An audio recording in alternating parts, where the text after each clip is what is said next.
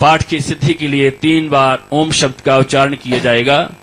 आप सभी भक्तजन भक्ति भाव से हृदय से आवाज निकालते हुए 3 बार ओम शब्द का पाठ करेंगे और मां से ये प्रार्थना करेंगे कि हे मां जगत जननी, इन स्तोत्रों द्वारा, इन मंत्रों द्वारा जो आपकी स्तुति की गई है, प्रसन्नता पूर्वक इसे स्वीकार करो और पूरे विश्व को वरदान दो। सबके कष्ट, सबके रोग, सबके दुख दूर करो, सबकी अंग संग रक्षा करो, सदा सर्वदा सबका मंगल करो। ऐसी मंगलमयी प्रार्थना करते हुए सभी भक्तजन 3 बार ओम शब्द का पाठ करेंगे।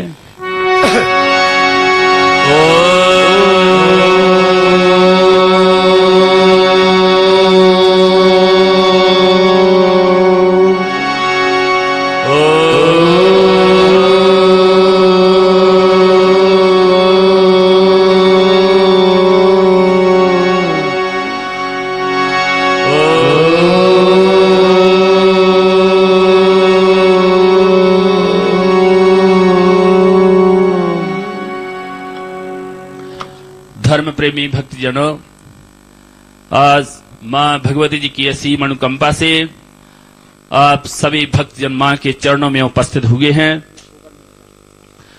जब जब भी भक्तों पर मां की कृपा होती है, तब तब ही मां के भक्त मां के दर्शनों के लिए उपस्थित होते हैं। यदा कदा मां के भक्तों पर, मां के बच्चों पर कष्टों के पहाड़ टूट पड़ते हैं, तब तब भी भक्तजन इसी मां जगत जननी जगदम्बा की आराधना करते हैं और इनकी शरण ग्रहण करते हैं। व्यक्ति ही नहीं, मनुष्य ही नहीं, स्वयं सृष्टिकर्ता ब्रह्मा जी पर भी जब जब कोई कष्ट आए, तब तब उन्होंने किसी की भी सहायता ना पा करके इन्हीं मां जगत जननी की शरण ग्रहण की। पूर्व काल की बात है, कल्प के अंत में जब पूरे विश्व का संहार करके भगवान विष्णु श्री हरि क्षीर सागर की गहराइयों में शैया की नाग की शैया पर सो रहे थे, वे योग निद्रा का आश्रय लेकर के बड़े गूढ़ निद्रा में चले गए थे। तब भगवान विष्णु श्री हरि के कानों से 2 दैत्य उत्पन्न हुए, जिनका नाम मधु और कैटव था। जब दैत्यों ने देखा कि हम इस पूरे जल ही जल में उत्पन्न हुए हैं, वे बड़े ही बली थे। वे चारों ओर देखने लगे कि हम किस तरह किस व्यक्ति से युद्ध करें जिससे हमारी युद्ध की जो लालसा है वो समाप्त हो। तब उन्होंने भगवान विष्णु की नाभि से निकले हुए कमल के पुष्प पर ब्रह्मा जी को देखा और वे तुरंत ही ब्रह्मा जी को मारने के लिए उद्यत हो गए। जब ब्रह्मा जी ने देखा कि ये तो मुझे मारने के लिए मेरी ही ओर आ रहे हैं, तो ब्रह्मा जी बहुत ही चिंतित हुए, क्योंकि ब्रह्मा जी ने सदा तपस्या ही की है, उन्होंने कभी युद्ध तो किए नहीं। इसलिए ब्रह्मा जी उनको शक्तिशाली जान करके बहुत ही चिंतित हो गए।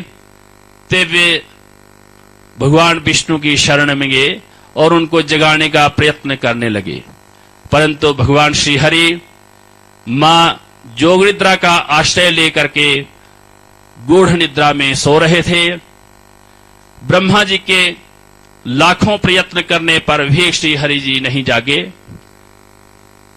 तब ब्रह्मा जी ने विचार किया कि मेरी रक्षा तो श्री हरि ही कर सकते हैं, मैं किस तरह इनको निद्रा से बाहर लाऊं।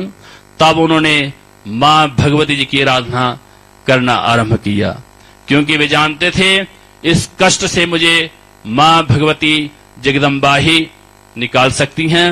तब उन्होंने मां जगदम्बा की आराधना करना, मां की स्तुति करना आरंभ किया। ब्रह्मा जी कहने लगे, हे मां, आपने ही मुझे सृष्टि करने का जो कार्यभार दिया है, आपने ही मुझे सृष्टि करने के लिए उत्पन्न किया है, आप ही समस्त भूतों की जननी हैं। सभी सृष्टियों की जननी हैं, इसलिए आप ही मेरी रक्षा कीजिए और भगवान विष्णु जी को योग निद्रा से, गूढ़ निद्रा से जगाइए।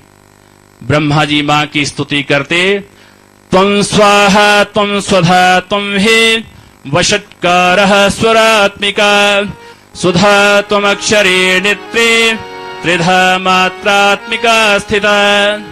हे जगजननी, आप ही स्वाहा हैं, आप ही स्वधा हैं, वषट्कार भी आप ही हैं और भक्तों को, सभी जीवों को जीवनदायिनी देने वाली सुधा भी आप ही हैं। जो स्वर अक्षर हैं वो भी आप ही हैं और जिन प्रणव अक्षर का, ओम शब्द का हम सदा उच्चारण करते हैं, जाप करते हैं, उन ओम अक्षर में 3 जो अक्षर हैं अ उ म, वो भी आपका ही स्वरूप है। हे जगजननी, शीघ्र ही आप मेरे ऊपर प्रसन्न हो जाइए और मेरी रक्षा कीजिए। तब मां भगवती जगदम्बा ने उनकी प्रार्थना सुनकर के ब्रह्मा जी को दर्शन दिए और कहा, मैं शीघ्र ही आपकी मनोकामना पूर्ण करूंगी। तब योग निद्रा जो मां भगवती जी का स्वरूप है, उन्होंने विष्णु भगवान जी के नेत्रों से निकल करके उन दोनों दैत्यों को मोहित कर दिया। मां की इच्छा से वे दोनों दैत्य मोहित हो गए और जब उन्होंने देखा कि श्री हरि जाग गए हैं, तो वे ब्रह्मा जी को छोड़ करके भगवान विष्णु की ओर दौड़ पड़े और उनसे युद्ध करने लगे। 5000 वर्षों तक भगवान विष्णु ने उन दैत्यों से युद्ध किया। मां जगदम्बा की कृपा से वो दोनों दैत्य पहले से ही मोहित हो रखे थे। तब उन्होंने बड़ी देर तक जब युद्ध करने के लिए देखा, तो वह भगवान विष्णु से कहने लगे, हे श्री हरि, आप अकेले ही हम दोनों से युद्ध कर रहे हैं, हम बारी बारी से आपके साथ युद्ध करते हैं, हम विश्राम भी कर लेते हैं। एक भाई युद्ध करता है तो दूसरा विश्राम कर लेता है, फिर जब दूसरा थक जाता है तो फिर पहले वाला युद्ध करता है, परंतु आप लगातार हम दोनों से बिना रुके युद्ध कर रहे हैं, इसलिए आपके युद्ध कौशल से हम बड़े ही प्रसन्न हैं श्री हरि, इसलिए आप हमसे वरदान मांग लो। तब भगवान विष्णु जी ने कहा कि इस समय मुझे और किसी वरदान से क्या प्रयोजन, अगर आप सचमुच ही बड़े बली हैं, सत्यवादी हैं, तो मुझे एक ही वरदान दीजिए कि आपकी मृत्यु मेरे हाथों से हो जाए। तब उन दोनों दैत्यों ने देखा कि हम भगवान विष्णु के छल में आ गए हैं, हम अपनी बात में ही फंस गए हैं, परंतु हम अपना वचन झूठा नहीं करेंगे। तब उन्होंने देखा कि श्री हरि के चारों ओर जल ही जल है, समुद्र ही समुद्र है और कोई भी वस्तु विद्यमान नहीं है। तो उन्होंने बड़ी ही चतुरता से कहा, हे श्री हरि, अगर आप हमें मारना चाहते हैं तो हमारी मृत्यु ऐसे स्थान पर होगी जहां पर जल ना हो।